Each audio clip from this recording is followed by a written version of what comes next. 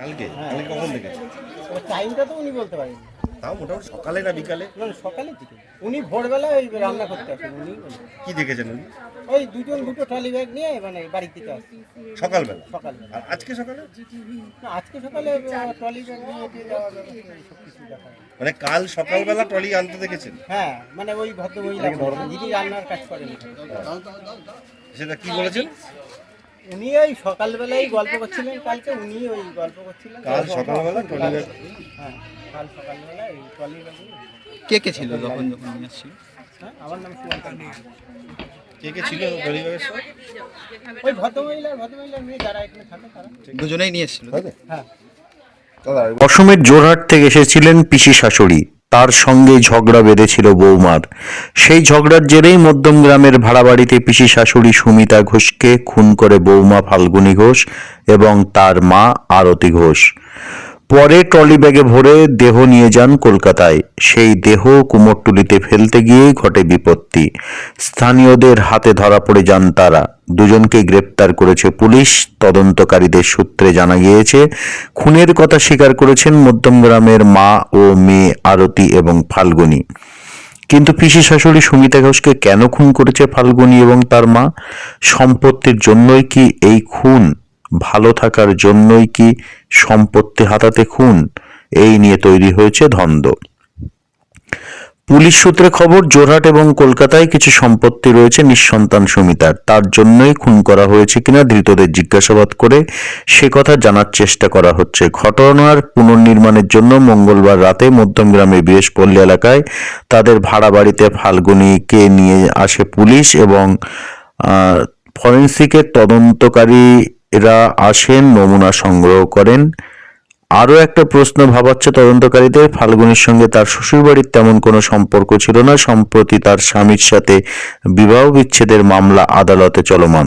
তারপরেও কেন ফাল্গুনীদের বাড়িতে অসমের জোরহাট থেকে এসেছিলেন পিসি শাশুড়ি সুমিতা? তদন্তকারীদের সূত্রে জানা গিয়েছে, জেরায় ফাল্গুনী কেবল অতীতের কথাই বলে চলেছেন। তবে কেন খুন করেছেন তা নিয়ে এখনো স্পষ্ট নয়।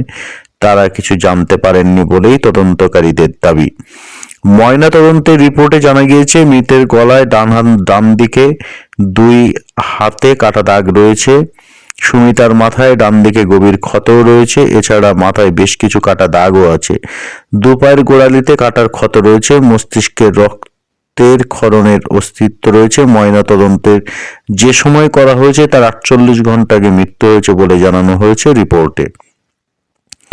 জেরার মুখে অভিযুক্ত আরতি এবং ফাল্গুনী জানিয়েছেন, সোমবার বিকেল 4টে নাগাদ বছর 55 সুমিতার সঙ্গে ঝগড়া শুরু হয় তাদের।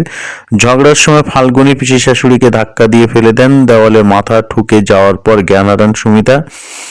পরে জ্ঞান ফিরলে আরও এক প্রস্ত ঝগড়া শুরু হয়। ঝগড়ার সময় ইট দিয়ে পিসি শাশুড়ির মুখে এবং ঘাড়ে আঘাত করেন ফাল্গুনী। তারপরে জ্ঞান হারান ওই প্রৌঢ়া।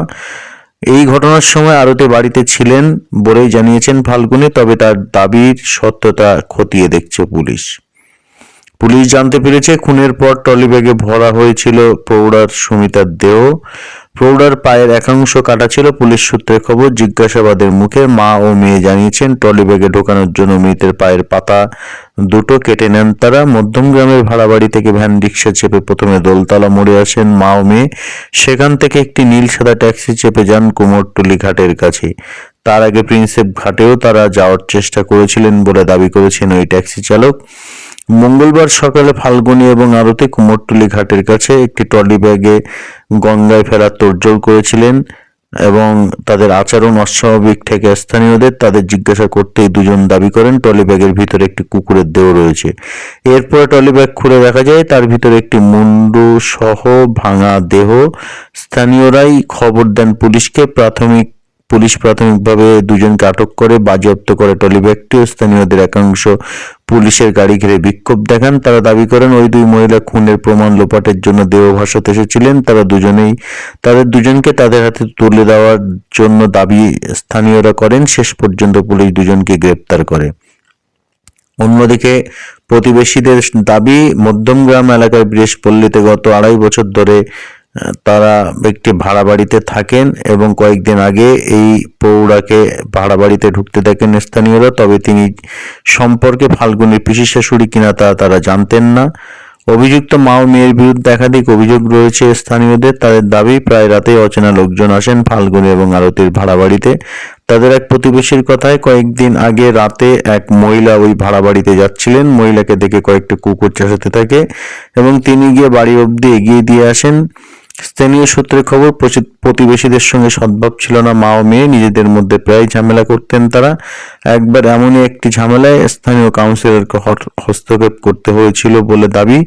তারপর থেকে পাড়ায় বিশেষ মিশতেন না দুজন। তাদের আসল বাড়ি কোথায় তাও জানেন না স্থানীয়রা থেকে শুরু করে বাড়ির মালিক।